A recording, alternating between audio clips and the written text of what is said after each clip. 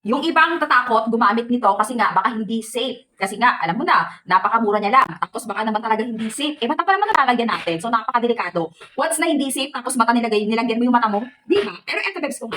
Mag-review ka muna regarding for this blueberry eye drop na nagtitrending. Eto yung blueberry na highly recommended ko. And personally, ako mismo, ginagamit ko talaga siya sa sarili ko. Hindi pinapatak ko sa mata ko. Panoorin niyo yung ibang video ko dyan. Kung nasa outdoor ka lagi, nagmumotor ka o nagbabike ka, lagi kang nasa labas ng bahay, exposed ka sa init, sa alikabok, sa usok, sa labas. So bago ka lumabas ng bahay, magpatak sa mata mo nito. 1 drop lang or 2 drops. Tapos pagkadating mo sa bahay, sa gabi, bago kayo matulog para maklinsing yung mata mo, gawin mo rin yon. So far so good. Ako, eto na.